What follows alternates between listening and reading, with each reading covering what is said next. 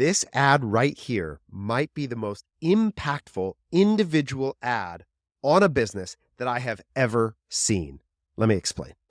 Welcome back to another episode of Outliers, where we explore your all-time favorite brands, all-time greatest ads. And today we're jumping back out of the big well-known brands to dissect one of the most beautifully constructed e-commerce businesses I've ever seen, and one of the biggest outlier ads that we've ever studied.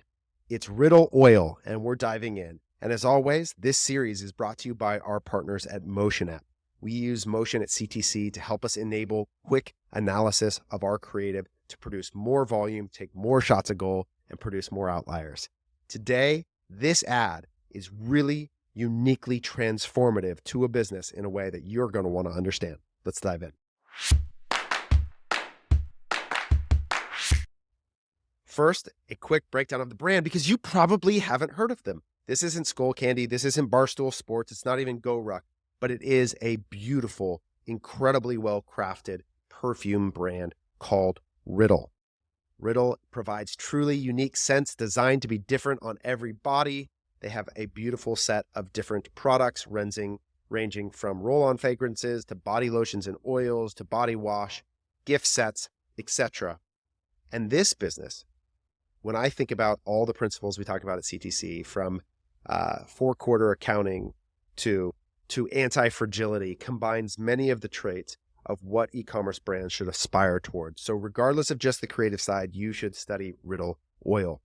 But let's take a look inside of their data, and you're going to notice something that is distinct from a lot of the episodes that we have been looking at lately, which is there is one singular dot that sits far above the rest and true outlier amongst outliers.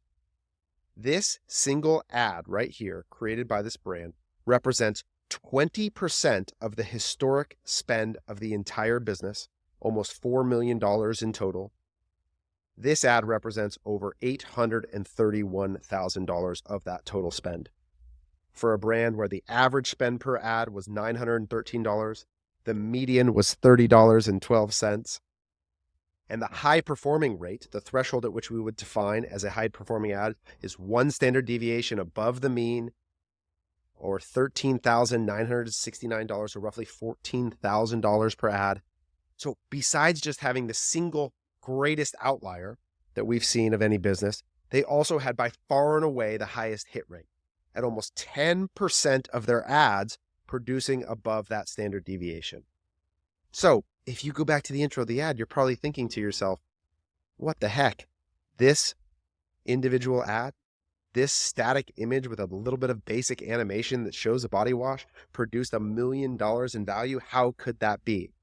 Well, the secret is that it's not just this image. We're going back to a common principle that we saw earlier in the GoRuck episode, where you have a brand that is leveraging a dynamic, creative ad unit to produce significantly outlier results. So if we look at what's actually contained within this single ad unit, we see that there is a lot of variation of everything from text message ads, we've seen that sort of style format, to UGC, to basic product photography. There are lots of creative diversity contained within one DCT. So it is a little bit cheating to say that this is an individual ad that tells us anything about individual creative formats, as much as it reinforces the principle that when combined across lots of different methods and mechanics of communication, a business has the capacity to produce large scale and significant results.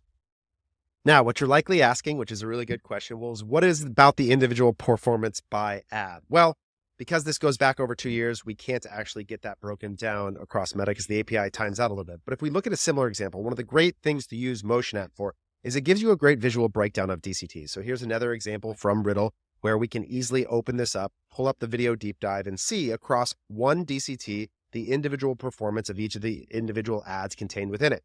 And you'll notice there's a lot of variation between the performance of these individual ads at various times. Which it can be a justification for potentially trying them in their individual campaign as well. But what I love about this DCT methodology is it takes the brand and it says, hey, we know what we're selling. We have a clear offer and we're going to combine our best angles and best different creative diversification to provide a view. So this is an awesome way to use Motion App, is to get a quicker breakdown of things like DCT to help you understand which asset is performing. So if you're Riddle, what do you make of this? You've tried 1,855 ads, and you have one that so significantly outperforms the other. Well, as is the case with Outliers, what we don't try to do is continue to outperform this ad. We don't hold every new creative agency to the standard of beating this significant outlier ad, but we try to say, what principles can we extract to use as we go forward in the account? And when they align with meta best practices, there tends to be a confidence that we can use to reapply a principle. So creative diversification, lots of different ad formats, from statics to videos, combined to tell the same story about the product. And again, Riddle benefits from this very clear value proposition. They do a great job of combining different angles of messaging, also to play on different human emotions. This one, you can see a social validation proof by talking about how it is constantly out of stock. This one, they go to an emotional appeal of feeling. It's not just about smelling good. We want to make you feel good. The idea that we're selling confidence, a sense that you are smelling great, allows you to go out into the world with a higher sense of self. Finally, you get compliments. So there's this idea of validation that also comes in. And then again, more social proof here. So you see that there's these different ways in which they attack the same idea, which is a product that smells good. It's a fragrant.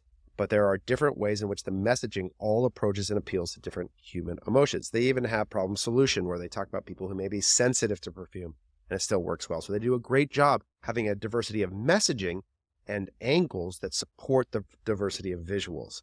So the lesson here, and I was a little bit of a troll on the front end, this idea that there was any single one ad that could solve this problem, but it really is the cohesive narrative of different angles diversified in different formats to sell and scale in a very simple ad account structure.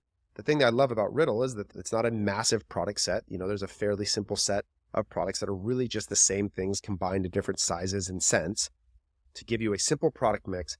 But that doesn't prohibit you from still scaling a business through lots of different messaging angles. And when combined to a good quality ad account structure, you can produce fantastic results.